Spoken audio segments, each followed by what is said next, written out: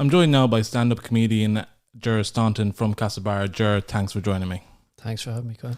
So tell me a bit more about this upcoming stand-up special that's going to be taking place on the 22nd of December in the Royal Theatre. That's it, yeah. Booked it in there a few months ago. We're going for the big one. Going for the big one. I like that. Big one. Yeah, it's like Westlife playing Sligo. Yeah, Perfect. This is the homecoming. I booked it in thinking, look, we might have a few people around for the Christmas. So it's something to do, isn't it? It'll be myself and my mate Martin Angolo is opening on the night. He did the Linen Hall with me a couple of times. He's down in Bridge Street doing Castlebar Comedy Club a few times with me. And he's great, yes. And he's a good excuse to go for pints with. So basically the show is an excuse for myself and my mate to go drinking together in Castlebar.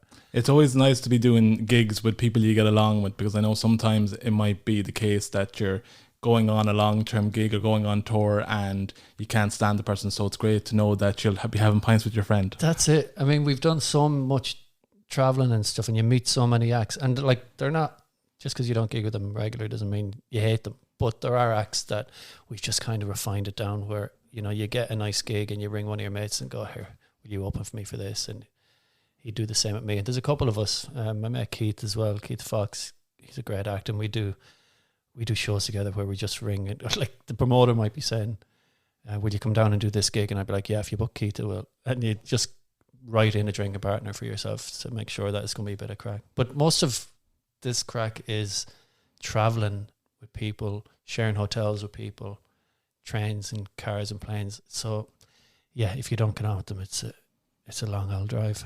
I'm sure it can be a very tense journey on the train or in the car, especially if you had an argument the night before or in the hotel, going to the stand-up gig. Or on the way back when someone hasn't done well at the gig and the other person has. That's quite a journey. It's a fun one.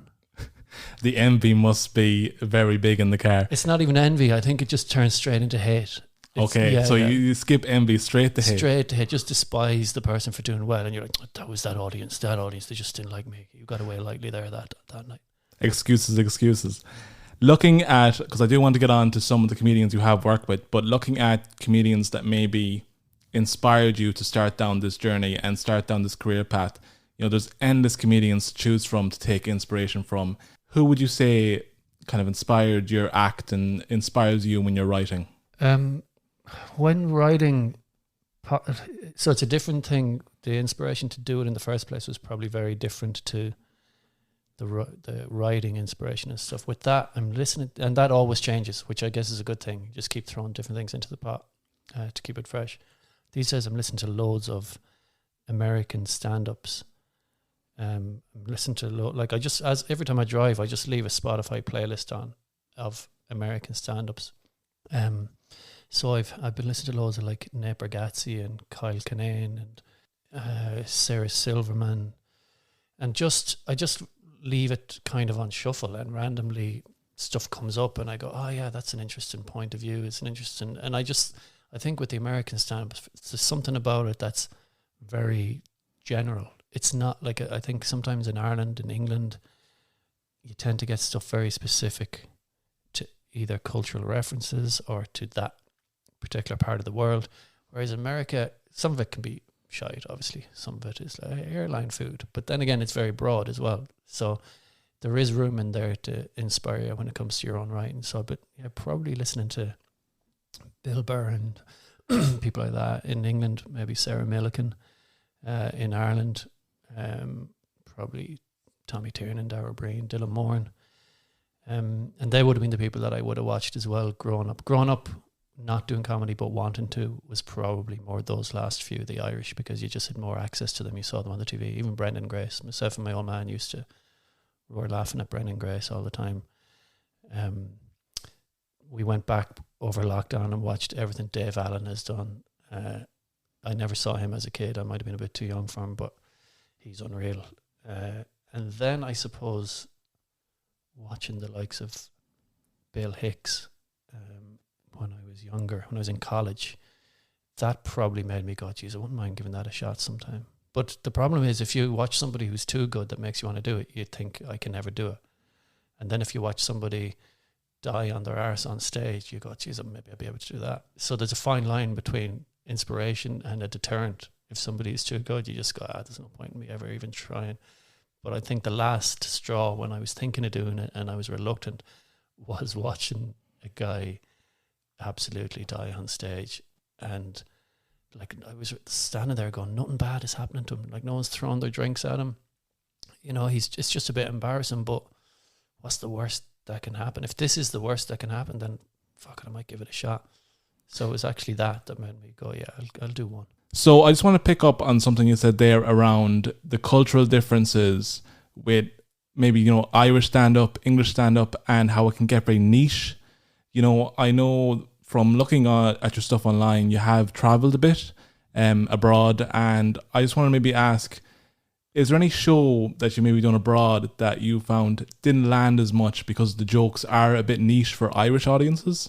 Yeah, probably early days, because I might have been a bit more naive, and I would rock into some place in Holland or Germany and just do the same set that I've been doing in Dublin. And you kind of quickly learn that they don't know who some people are. They don't know how some people talk and whatever. And that doesn't mean you can't do something specific, but sometimes you have to preempt it with a couple of references, a couple of samples. Like, you might go, okay, you don't need to know this part of Ireland, but the people do this kind of thing. And then you can go into your joke. Mm.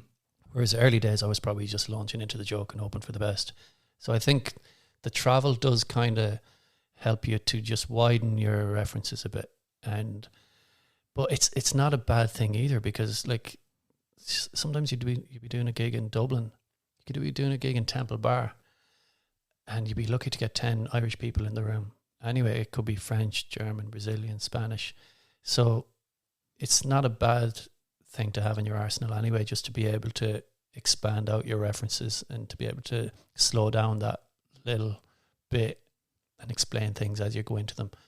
So I think the travel has actually kind of benefited me in that way more than anything else, in the whole make your material accessible to as many people as possible. And then once you put something up on YouTube, you don't know where that's going to be clicked. That might be clicked in Japan, it might be clicked in Westport, and you hope wherever it's clicked it's going to work.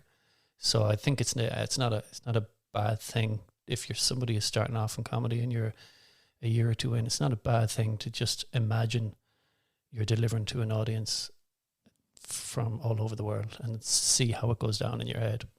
And in terms of stand-up gigs and maybe shows you've done with your set in general, have you ever found you've been surprised by how audiences took a joke in terms of, okay, this is something I do for the Irish crowd, but it's actually going over quite well here? Yeah, that actually happened I was in Iraq last year, in Kurdistan, and it was basically someone asked me to do, I was doing shows in Dubai, and they said there's a 6th show, but it's in Iraq. But if you want to do the Dubai shows, you have to do this one as well. It was all part of a package. So I was like, yeah, fuck it, let's go to Iraq. What's the worst that can happen? And then... Famous last words. Yeah, I'd say a lot of people said that. I'm going to Iraq, what's the worst that can happen? And the morning of the gig, I had to go to some radio station to do it. It was like 6 o'clock in the morning, radio. And I drew the short straw from all the acts. And I had to get to this radio station.